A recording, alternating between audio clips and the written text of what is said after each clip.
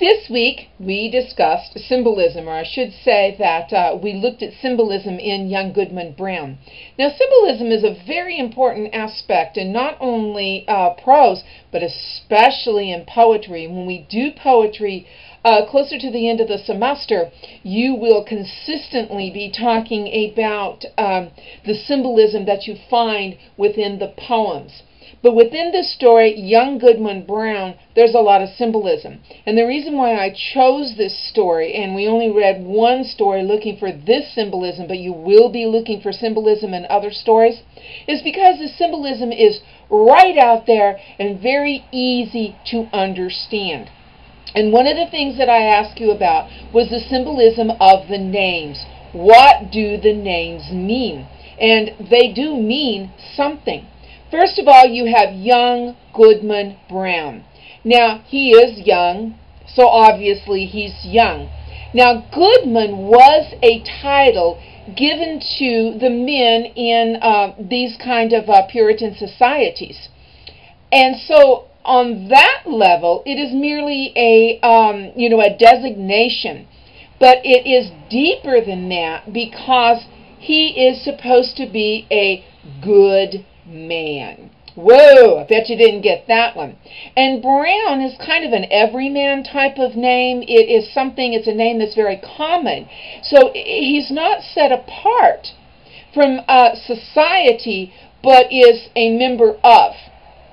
And one of the other names that is very important, of course, is faith. And faith in this story is double-edged. Faith, of course, is the faith, that people have in anything, whether it's a deity or other people. And in this story, of course, written by Hawthorne, written by the Puritan era, it's talking about a faith in deity, in the Christian God, but it's also talking about Goodman Brown's faith in the goodness of his wife. So she embodies that. And you see this throughout the story, how this applies to Goodman Brown.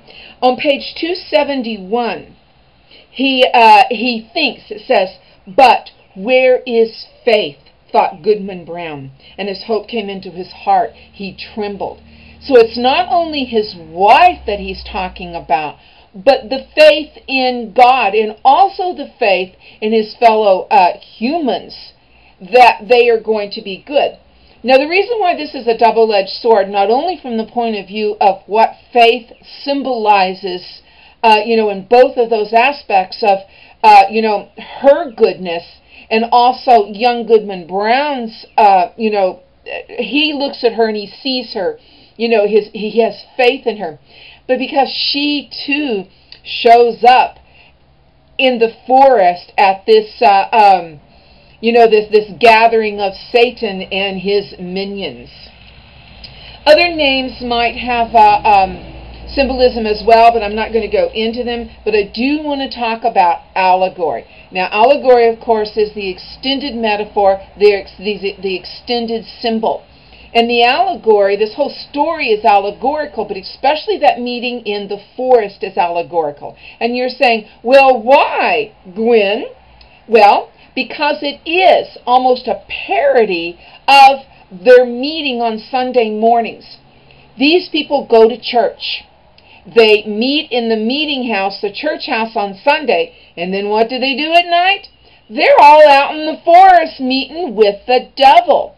And so it is an allegory, not only of, the church meeting, it is an allegory of how humans, you can't trust them. You can't trust your faith. You can't trust, the good wives and the good men, because you don't know what they are doing. So it is an allegory for, and I always want to use the word parody, of our trust in deity and our lack of trust, and how other people let us down. So this story is sort of an extended metaphor of those types of things. And on page 272, again, touching on the name of faith, Hawthorne writes, "They did so, and by the blaze of the hell-kindled torches, the wretched man beheld his faith, and the wife of her husband trembling before that unhallowed altar." So you see the symbolism of the name, and you also see the allegory of, if you place your faith in other people, you're going to be disappointed. Put your faith in God, is what this story is saying. And then the devil also says, "Evil is that nature of mankind. Evil must be your own happiness. Welcome again, my children, to the communion of your race." And this is a parody of Christians who take communion in their church to be in the fellowship of people who believe in a particular deity. This is an unhallowed, unholy aspect of that. So there's a lot of allegory and symbolism in this story. And of course, at the end of the story, is it a dream or is it not a dream? Does it matter? There's also foreshadowing in this tale. On 265, the good woman is going through, and Goodman Brown says, "There may be a devilish Indian behind every tree," said Goodman Brown to himself, and he glanced fearfully behind him, and he added, "What if the devil should be at my very elbow?" The devil is at his very elbow. So,